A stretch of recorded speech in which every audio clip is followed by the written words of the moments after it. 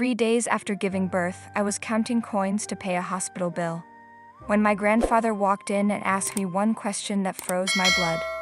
Wasn't $340,000 a month enough? I had never seen a single dollar. But my husband, it turned out, had. And what we uncovered next destroyed his entire life. And now let's go over everything in order. The hospital room smelled faintly of antiseptic and something warmer: milk, exhaustion, survival. My newborn son Grant slept on my chest, his tiny fingers curled into the thin fabric of my worn shirt. I hadn't changed in 2 days. Maybe 3. Time had blurred into a cycle of feeding, drifting, waking to bills I couldn't pay. The invoice sat on the bedside table. $6,420. I had folded it 3 times, as if smaller paper meant smaller debt. When the door opened, I didn't look up immediately. Visiting hours ere, I started. Then I saw him. Grandpa? Franklin Hale never rushed. But that day he crossed the room too quickly, like something had pulled him forward. His eyes scanned everything: the crumpled shirt, the untouched food tray, the bill. Then my hands, dry, cracked, trembling. "Melissa," his voice lowered. "Why are you like this?" I forced a smile. "Just tired. New mom things." He didn't smile back. Some people don't ask questions, they uncover truths. He picked up the bill. "You're worried about this?" he asked. "It's fine," I lied. "Nicholas said he'll handle it." A pause. A shift. Something invisible, snapping into place. "Handle it?" he repeated slowly. I nodded, suddenly unsure. Gramps stirred and I adjusted him, instinctively protective. That's when my grandfather said it. Quietly, carefully. Like a man stepping onto thin ice. "Wasn't the $340,000 I sent you every month since your wedding enough?" The room went silent. Not quiet, silent. My heart stuttered. "What?" I whispered. "I've been sending it," he said. "Since your wedding, every month, for you." My throat closed. "I never got anything." The words barely made it out. For the first time in my life, my grandfather looked old. Truly old. The color drained from his face. "No," he said. "Not to me, to the world. No, that's not possible." I shook my head, panic rising. "Grandpa, we've been struggling. In my 7th month of pregnancy, I had no choice but to take a job as a cleaner. Nights. We couldn't even." "You did what?" His voice broke, sharp, disbelieving. "I had to," I said, tears spilling now. "We needed the money." He stared at me like he didn't recognize me. Like he didn't recognize the life I'd been living. Then slowly, deliberately, he pulled out his phone. His hand didn't shake. His voice didn't rise. But something in him had changed forever. "Get me Connor Freeman," he said, immediately. He ended the call, looked at me, and in that moment I knew whatever came next would destroy someone. The only question was who. How long can a lie live inside your home before it starts breathing like truth? I met Nicholas under chandeliers and polished smiles. A charity gala. Ironic, I realize now. He stood beside me as if he had always belonged there, as if I had always belonged to him. "You look like you'd rather be anywhere else," he said, offering me a glass of water instead of champagne. I laughed. Is it that obvious? Only to me. That was the first lie I believed, that he saw me. He remembered everything. My coffee order. My grandfather's stories. The way I avoided crowded rooms. It felt like being chosen. 8 months later he proposed. 1 year later we were married. And somewhere between "I do" and "we'll figure it out," I handed him my life. "Let me handle the finances," Nicholas said one evening, casually scrolling through his phone. "You've got enough on your plate." "I can help," I offered. "You don't need to," he smiled. "That's the point. That's how it starts, not with control but with relief." We opened a joint account. My salary went in. His explanations came out. "Markets are unstable. Deals take time. Trust me." So I trusted him. I ignored the shrinking grocery budget, the late bills, the way he never hesitated at expensive restaurants while I calculated silently behind the menu.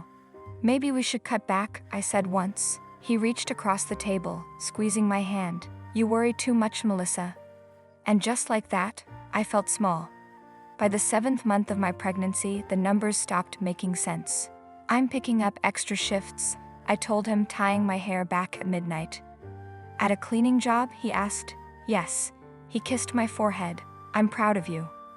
Proud.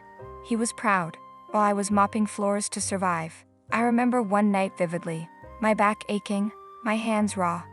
I sat on the cold tile of an empty office building and cried quietly so no one would hear. "I just need to hold on," I whispered to my unborn son. "Just a little longer." What I didn't know, what I couldn't know, was that somewhere at that exact moment, Nicholas was spending money that had my name written all over it, and smiling while he did it. How much betrayal can be hidden behind a smile, before the numbers start screaming? Connor Freeman arrived at exactly 9:00 a.m. Not 9:01, not 8:59. Mr. Precision walked into the room wearing a charcoal suit and carrying a file thick enough to change a life. "Mine." "Melissa," he said, sitting across from me. "What I'm about to show you, you need to see all of it." My grandfather stood behind me, silent, immovable. Connor opened the folder. Paper after paper, dates, transfers, amounts. $340,000, he said calmly, sent every month, without interruption. I leaned forward, my breath catching. "Where did it go?" He turned a page. "Into your joint account." And within 48 hours, redirected. Redirected where? He met my eyes. "Accounts solely controlled by your husband." The word husband hit harder than the numbers. Some truths don't arrive gently, they detonate. For 2 years and 7 months, Connor continued, Nicholas diverted approximately $10.877 million. The room tilted. "No," I whispered. "That's not possible. We were struggling." Connor slid another document toward me. Private accounts. Offshore transfers. Cayman Islands. Each line was a wound. Each number, a memory rewritten. "I worked nights," I said, my voice shaking. "I cleaned offices. I counted coins for groceries." My grandfather's hand tightened on the back of my chair. Connor didn't interrupt. He let me feel it. All of it. "I thought we were drowning," I said, tears spilling now. "I thought I was failing." "You weren't failing," Connor said quietly. "You were being deceived. And deception this precise is never accidental." I covered my mouth, trying to breathe through the shock. "Does he know?" I asked. Connor paused. "Yes." A beat. "And there's more." He reached into the folder again. "This next piece changes everything." My heart stopped. "What is it?" He didn't answer immediately, just placed a single document in front of me. And in that moment, I realized the numbers weren't the worst part. They were only the beginning.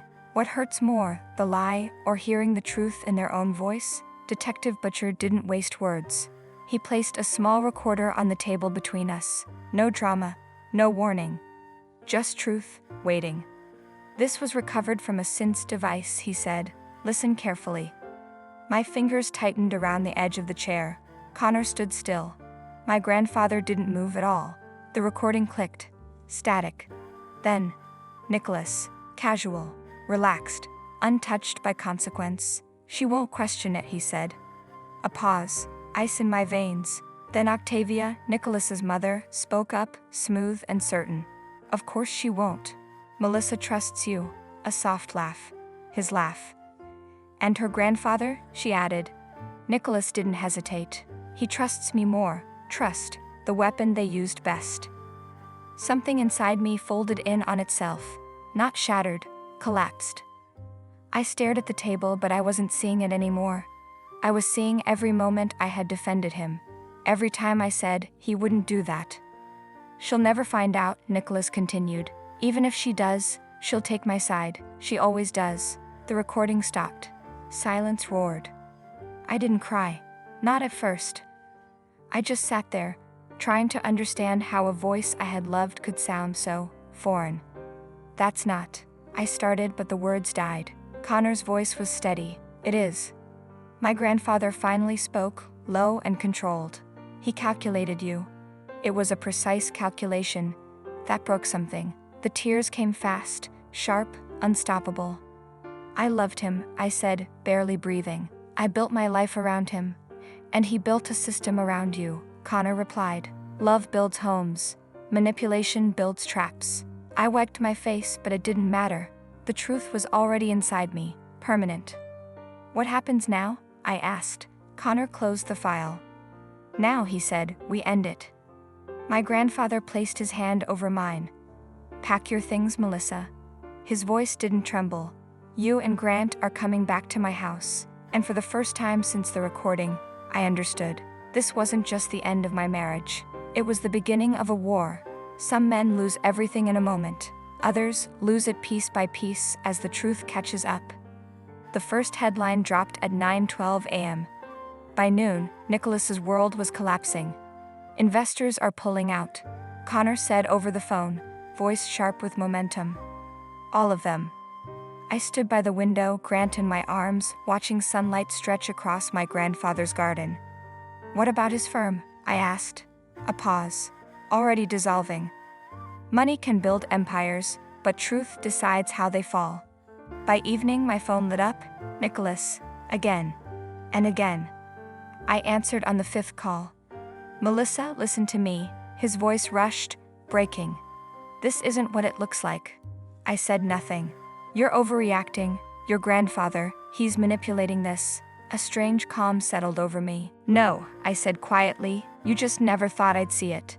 Silence. Then anger. You're ruining everything. No, he already had. I was just turning on the light. I was mopping floors while you spent millions, I said. Don't ever call me again. I ended it. The next morning, the court granted the protective order. Just like that, legal distance replaced emotional chaos. Weeks passed, then months. The noise faded, and in the quiet, I found myself again. I signed the lease to a small house near my grandfather's. 3 rooms, sunlight, peace. I'm proud of you, he said one morning, watching me hold Grant. For what? For choosing truth over comfort. I looked down at my son. I'm choosing better, I said. And for the first time, I wasn't surviving. I was living. Because sometimes the greatest victory is simply getting your life back. Friends, what do you think of this story? Write your opinion in the comments. Would you like more stories? Don't forget to subscribe and hit the bell button so you don't miss any videos. See you tomorrow.